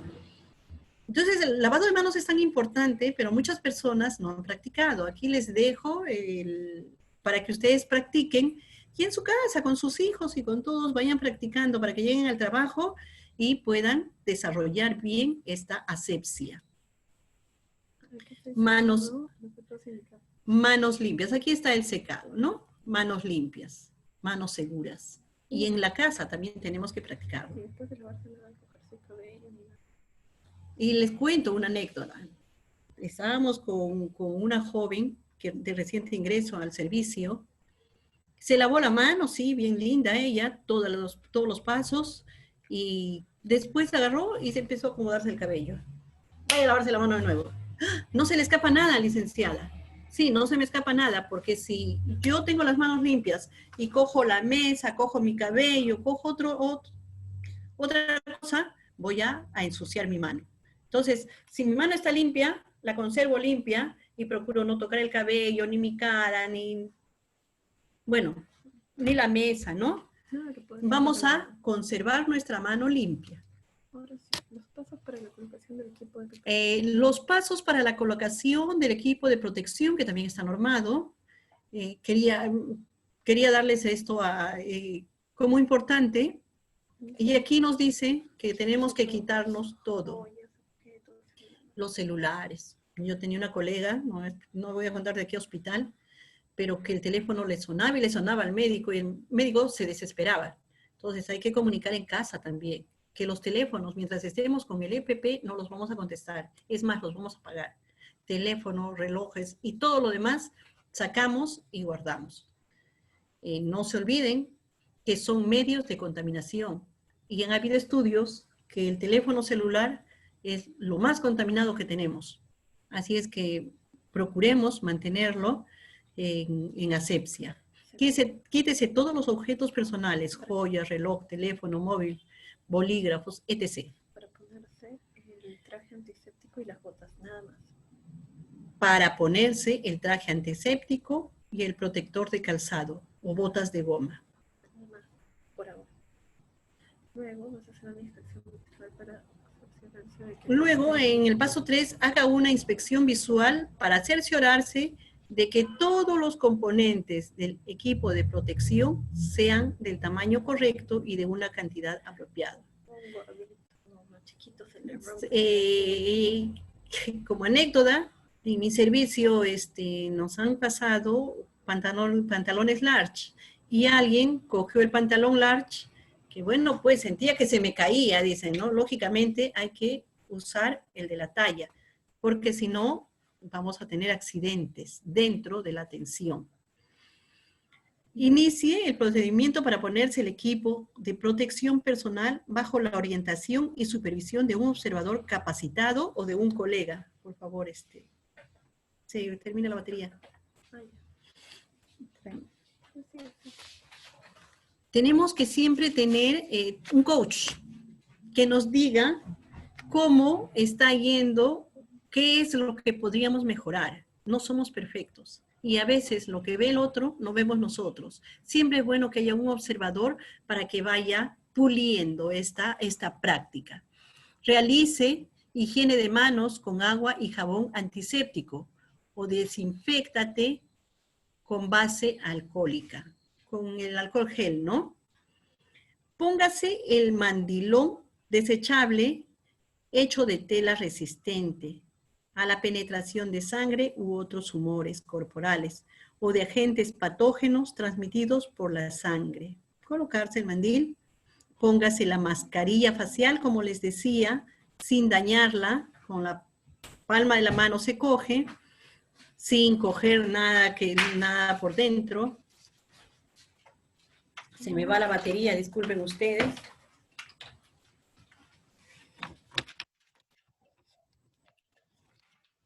Otras veces era el Wi-Fi, ahora es la batería, pero ya conecté. Muchas gracias, disculpen. Después de ponerse la mascarilla, una vez puesto el respirador, realice una inspiración del sellado del mismo, ¿no? Una inspección. Y póngase el protector facial o protector ocular. Lógicamente, si el protector ocular se empaña, es que hay filtración, que podría entrar por ahí el virus. Esto es todo para una persona que entra a la COVID, no para cualquiera, no para un personal administrativo. Esto es, quiero remarcar, para una persona que va a dar atención directa al paciente COVID, al paciente, el médico que va a auscultar, o la enfermera, el técnico que va a hacer actividad de confort y va a hacer actividad con el paciente. Téngase en cuenta. De verdad que hay situaciones que son jefes mayores y vienen como si van a ellos a entrar a COVID, bien protegidos, y eso es maleficencia, porque el equipo es para la atención directa del paciente, no es para mi propia protección, sino para protegerme, pero cuando voy a atender al paciente, no por mi miedo. Los miedos se tratan de otro modo. He tenido tantas circunstancias por el miedo, yo también tengo miedo, y seguro que ustedes también tienen miedo, pero hay que manejar y hay que ser coherentes con el miedo. En noveno lugar, póngase el equipo para cubrir la cabeza, el cuello, porque miren que por el cuello también puede haber contacto. Gorra quirúrgica, que cubre el cuello y los lados de la cabeza, preferentemente con careta protectora o capucha. No se olviden de las orejas. El gorro tiene que cubrir las orejas. Póngase el delantal impermeable desechable. Si no hay delantal desechable, use un delantal impermeable reutilizable para el trabajo pesado. Póngase par de guantes, preferentemente de puño largo. Nosotros nos ponemos los guantes quirúrgicos. Los guantes quirúrgicos cogen bien el puño, porque los guantes descartables, los simples, no cogen bien el puño. Entonces, como primera instancia se pone el guante quirúrgico sobre el puño de la bata. Y después ya se ponen los siguientes guantes. Revise la integridad del respirador. Esa integridad del respirador va a inspirar y va a ver si no hay exudados, ¿no? No sale, no cubre con el humor la mascarita. En la nariz se reajusta el clip. Se le da la forma de nuestra nariz. Y tiene que estar herméticamente cerrado. Tiene que estar herméticamente cerrado para que no haya, para que no se empañe. Si se empaña es que podría estar filtrando algún agente. Diríjase al lugar. Eso ya, entras en la sala y eso es para quitarte. Diríjase al. Eso es para Ya. quitarte. Se dirige a la sala, atiende al paciente, el tiempo también ya se les dijo. Para personal médico es 20 minutos, para las enfermeras es la mitad del tiempo de atención. La ley dice que son 6 horas que debemos de atender. Algunos hacemos la guardia diurna, entonces tendrá que ser 3 horas, 3 horas, 3 horas, 3 horas. El 50% de todo el tiempo, ¿no? Entonces, ya después de la atención, como les decía, yo me visto y me pueden reacomodar. No, aquí te falta, aquí cúbrete, pon, saca, respira, ve. Pero una vez que ya está la contaminación en tu equipo de protección, tienes que quitártelo. Y esa técnica de quitar tiene que ser la técnica para que no hayan inconvenientes. Entonces, diríjase al lugar designado para el retiro del EPP. Generalmente es muy cerca, al costado de donde se ha dado la atención. Asegúrese que haya recipiente para desecho infeccioso. Debe haber recipientes para los componentes reutilizables, la mascarilla, los lentes. Tenemos que tener nuestro recipiente para ir desinfectar. Los Elastomedic. Diríjase y para que se quite, ¿cómo se va a quitar? Realice la higiene de manos. En cuanto sale, está el alcohol gel y con eso se hace la fricción. Los mismos pasos de lavado. Desinfecta el guante. Nosotros utilizamos 3 guantes. El guante quirúrgico, segundo guante y tercer guante. Porque vamos sacando los guantes conforme vamos quitando las prendas. Quites el delantal, inclinando hacia adelante con el cuidado para no contaminarse las manos al sacarse. Sacarse lentamente y como si fuera que estás protegiendo que no choque con tu cuerpo. Que no choque con el cuello y enróllelo hacia abajo. Como que vas abriendo y vas enrollando. Vas enrollando para que no choque la parte contaminada con tu cuerpo. Si tú enrollas, estás enrollando y estás guardando a los microorganismos. Después desate el cinturón de la espalda. Rompa, porque eso es descartable, ¿no? En caso que sea reusable, bueno, con el cuidado de caso. Rompa, realice la higiene de manos con el agua y jabón o fricción con el preparado de base alcohólica con los guantes puestos y retírese, ¿qué dice? Retire el par de guantes. Retire el primer par de guantes. Nosotros ahí retiramos el primer par de guantes para no contaminar todavía las manos. Hemos sacado aquí nos hablan de mandil, nosotros sacamos el overol, el mameluco, también enrollándolo. Se abre completamente el cierre y se va enrollando. Se saca y se va enrollando. Para poder, al final, en un rollo, sacarlo y no diseminar, no hacer mucho viento con eso. Los guantes se sacan, el primer guante se saca por la parte que da para afuera y se desecha. Y como esta mano está limpia, este segundo guante está limpio, meto y lo doblo. ¿Cómo sacamos? Como ahí es la técnica de sacar el guante. Bueno, toda la ropa se debe de sacar de esa manera y aquí hay un resumen. La Organización Mundial de la Salud nos ha previsto 5 pasos para colocarse y 5 pasos para quitarse el EPP. Pero yo creo que hay más pasos. Esto es los pasos básicos para sacarse. Como principio, tengo que cuidar mi cuerpo de que no se contamine y por eso voy sacando.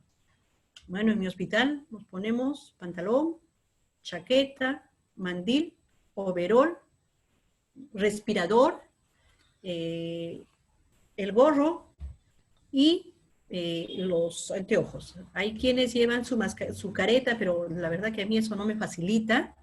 Por eso es que con los anteojos de chupón, y cuando salgo, sacamos todo con lo que tenemos en base, chaqueta y pantalón, nos dirigimos a la ducha, y la ducha también tiene que tener su técnica, porque si cayó por algún lugar el virus, podría ir para la boca. Entonces, bastante espuma para el cabello, dejarle los 20 minutos que dicen, y la espuma para la cara, e ir bajando, ¿no es cierto?, con espuma, para poder prevenir que por alguna razón este virus se nos pase. Recuerden que la carga viral en una sala COVID es muchísimo mayor que de cualquiera. Recuerden, aquí mi asesora me recuerda, que la carga viral en una sala COVID es mucho mayor, mucho mayor que en una sala común o en la calle. Como un experto decía, ¿no? Si vas a salir a comprar pan, es un escándalo que regreses y cambies todo. No, en mi casa no. El que sale a botar la basura, deja los zapatos afuera y de frente entra a la ducha, porque tengo mis propios protocolos. A veces no hay demasiado para cuidarse cuando es la protección personal y es sin dañar a los demás. No uso el EPP de otra persona, solamente protejo lo que tengo que proteger con jabón, con agua, los cuidados. Pero si voy a usar EPP para ir a comprar mi pan, eso sería maleficencia. Sí, tengo que bañarme, tengo que cuidarme, tengo que lavar, tengo que desinfectar la bolsa, sí. Pero con EPP no voy a ir a comprar un pan. Entonces hay que hacer buen uso y hay que considerar. Yo estaba viendo también en las redes sociales cómo mis colegas en algunas provincias se hacen su EPP de bolsas plásticas. Veo cómo mis colegas sufren porque tienen que reusar o tienen que estar con un solo mameluco las 12 horas. Veo cómo mis colegas se ponen pañal descartable porque no pueden contaminar su cuerpo porque si no ya no hay otro mameluco. Entonces hay que ser conscientes en el uso, en el buen uso del material. Hay que ser conscientes, hay que pensar en esas personas, eso también es espiritualidad, no solamente en mi comodidad y solucionar mi miedo, sino mirar más allá. Esta evaluación de los grupos de riesgo, miren, se pasa, estoy mirando el tiempo y ya nos falta poco tiempo. Entonces es el último punto. ¿Cómo bajo esto? Aquí. Una resolución más. Aquí hay lineamientos para la vigilancia de la salud de los trabajadores con riesgo de COVID. Esto nos va a dar, ¿quiénes son las personas? Evaluación de grupos de riesgo, ¿no es cierto? Eso nos interesa, porque tendríamos que saber por qué soy de riesgo. También les cuento una anécdota. Me encontré con una doctora a la que aprecio mucho y me dijo, señora, toda mi vida he sido orgullosa porque no tengo nada adicional, no tengo ninguna enfermedad, tengo buen estado físico, tengo... Sí, doctora, qué bueno. No, ahora qué malo, porque quisiera pedir la licencia y no tengo nada. Entonces, de verdad, cuando no se tiene nada, hay que seguir trabajando con el miedo encima, con el miedo a cuestas. Sí, todos. Sí, es un problema. Bueno, deben haber personas que no tienen ese temor, pero tenemos que seguir trabajando. La resolución ministerial del 8 de mayo del 2020. Modificar el documento técnico, lineamientos para la vigilancia de salud de los trabajadores con riesgo de exposición COVID-19, conforme al anexo que forma parte del integrante, el representante de la resolución ministerial. Normativa sobre coronavirus COVID-19. Bueno, eso hemos visto. Es un resumen. Equipo de protección para el personal, puestos de trabajo con riesgo de exposición COVID-19 según nivel de riesgo, ¿no? Esto ya se está difundiendo en los hospitales. No para todos los pacientes COVID se usa todo el material. Eso depende del riesgo de exposición. Exposición muy alta, exposición mediana, baja riesgo de baja exposición.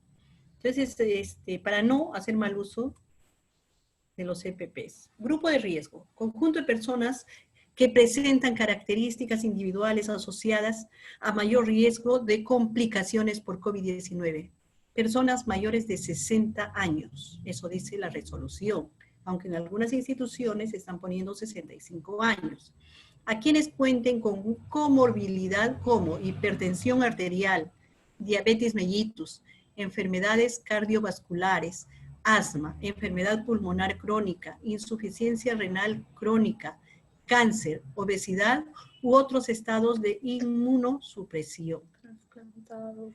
Por ejemplo, trasplantados, Enfermedades inmunosupresoras. Enfermedades inmunosupresoras están ahí. Y bueno, en algunos hospitales se está viendo personas mayores de 65 porque quedan poco personal y se están viendo estas enfermedades descompensadas, porque las que están compensadas en algunos de los casos pueden entrar a trabajar.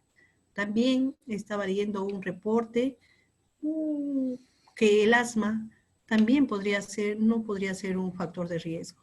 Más bien el asma podría ser un factor de protección, pero como en coronavirus todo es nuevo, hay que certificar los datos. Bueno, aquí veo a mis colegas caminando, al personal administrativo caminando. Eso no se hace porque si está limpio estoy haciendo mal uso del equipo de protección que necesita otra persona. Y si está sucio, estoy diseminando. Si ya atendía a un paciente con esto, estoy diseminando microorganismos. En la calle, caminando con su bolsa y con el EPP. Tampoco se hace, ¿no? Bueno. ¿Alguna pregunta? Yo quiero agradecerles. Les di mi nombre al inicio del tema. Si tienen alguna pregunta, estoy a su disposición.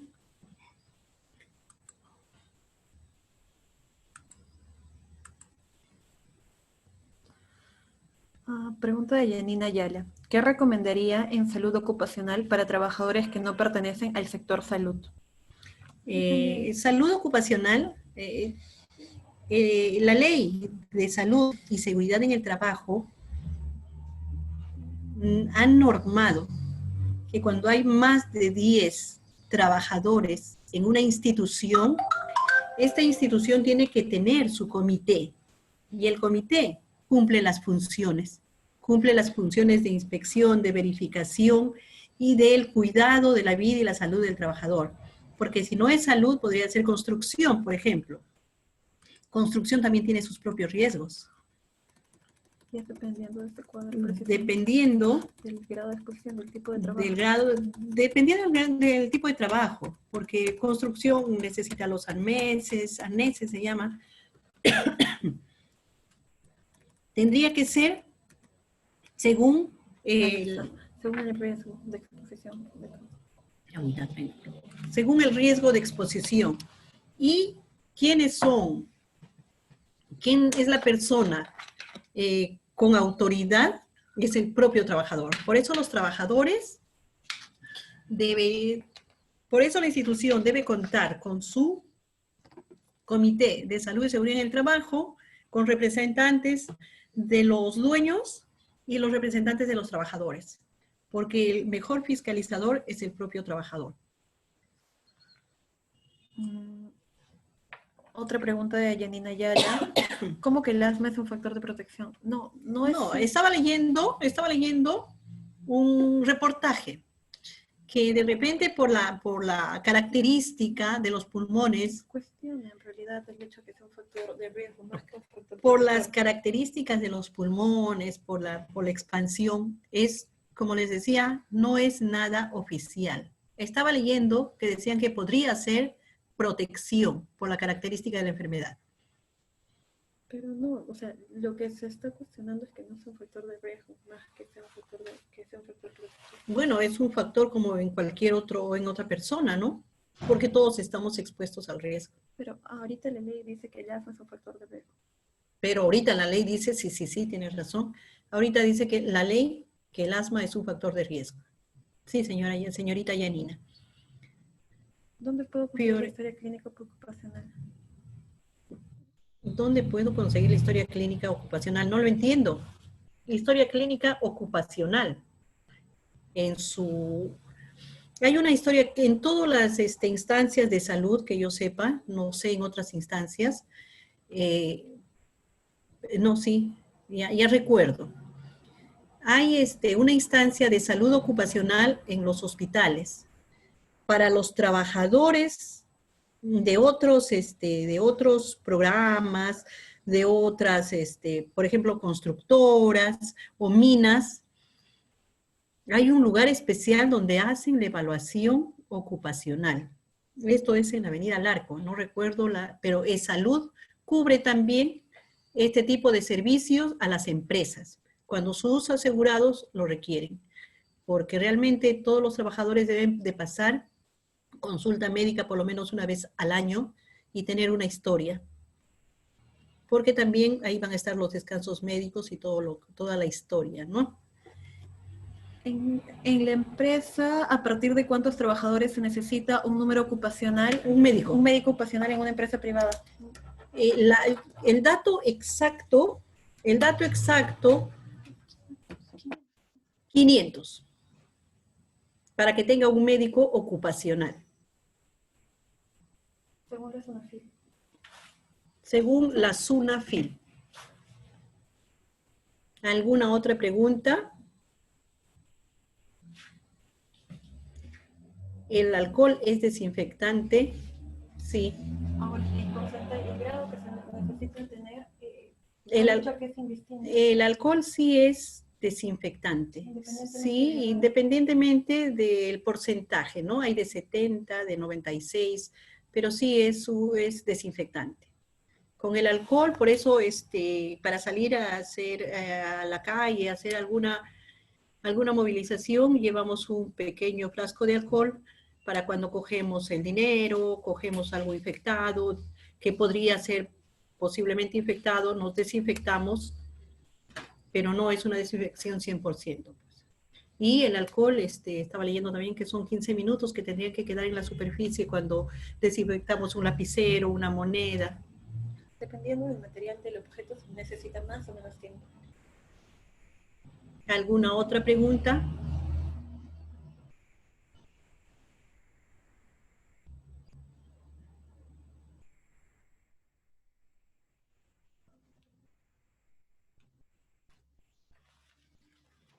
Bueno, agradecer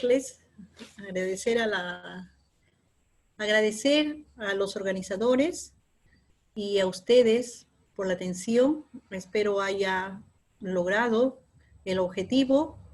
No se olviden. No se olviden, hay links a los que ustedes pueden tener acceso para que amplíen o para que actualicen la información que se les está dando en este momento. ¿Alguna otra pregunta, por favor? Quedan 7 minutos. ¿Algo más que quieran? Estoy a su disposición. El alcohol es desinfectante. Disculpe, no me quedó claro qué es el IgG y el IgM. Ya, aquí mi asistente les va a explicar el...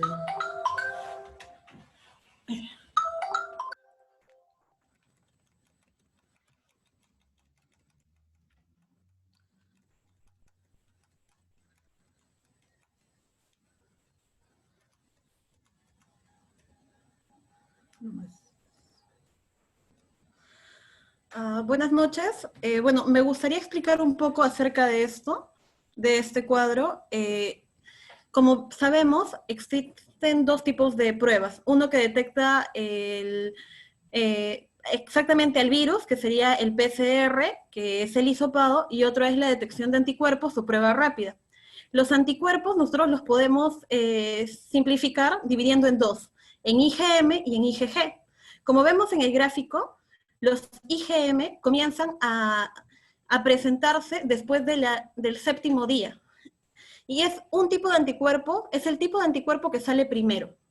Como vemos en la diapositiva que estamos mostrando en este momento, el IgM comienza a elevarse a partir del 7º día. Bueno, esto depende de cada persona, evidentemente, pero un aproximado son 7 días. Y aproximadamente también, por la historia de la enfermedad, sabemos que este ascenso dura 7 días. Y después de estos 7 días comienza a disminuir, hasta llegar al día 21 y volverse cero, indetectable para la prueba. Eso quiere decir que el IgM es el anticuerpo que surge durante la enfermedad activa, como lo vemos acá. El IgG es un anticuerpo de memoria, es el que nos daría una inmunidad de memoria, y que no se sabe exactamente si es que realmente genera una inmunidad o a qué grado genera una inmunidad, porque como sabemos la enfermedad surgió a finales del 2019, estamos en julio, y bueno, recién hemos tenido como 6 meses para poder observar la enfermedad. Entonces, no sabemos a ciencia cierta si esa enfermedad crea o no una inmunidad. Lo que sí sabemos es de que el IgG sí se manifiesta en esos pacientes y se manifiesta a partir aproximadamente del día 14 y comienza a ascender hasta el día 28 aproximadamente, donde comienza a descender. Y bueno, este IgG es el que se detecta cuando la enfermedad ha concluido y todavía queda presente a lo largo del tiempo. Es decir, a los trabajadores en general, según los protocolos que se han presentado, después de determinado periodo de tiempo, se les indica una detección de anticuerpos o una prueba rápida. Y bueno, si la persona tiene un IgG, es porque la persona tiene un IgM negativo, es porque la persona ha cursado con una enfermedad probablemente asintomática que no se ha dado cuenta y ya concluyó en él. Pero si nosotros encontramos un IgM y un IgM positivo, es porque la enfermedad todavía está activa. ¿Qué son los IgMs y los IgGs? Para simplificarlo, son anticuerpos que se generan frente al antígeno que sería el virus, el SARS-CoV-2. Gracias. ¿Alguna otra pregunta, por favor? Nos quedan 3 minutos.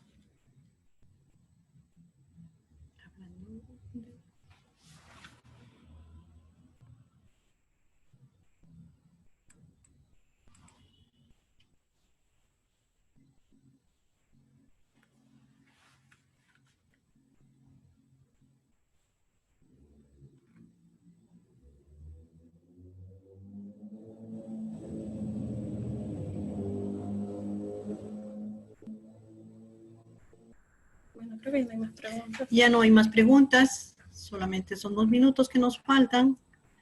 ¿La empresa organizadora quiere decir algo?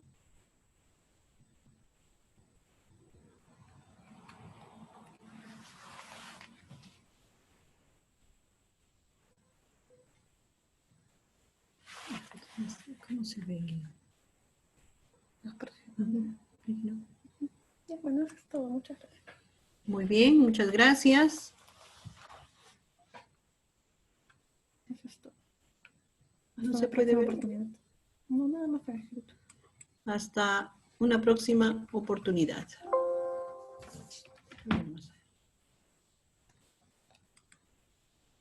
Eso quiero ver. A nadie sale su nombre.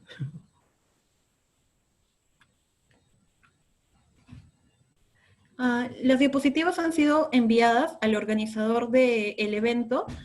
Probablemente les hagan llegar junto a una resolución ministerial, que es la del manejo de los EPPs, que es en realidad la más importante, y donde van a poder encontrar detalladamente cuál es el tipo de material que debe ser usado por cada trabajador, dependiendo del riesgo de exposición que tenga. Tanto para pacientes, tanto para personal de salud, como para personal que no sea de salud. Muchas gracias. Quiero agradecer a mi asistente, la asistente más linda del mundo, y al organizador y a ustedes por haber asistido. Muchas gracias.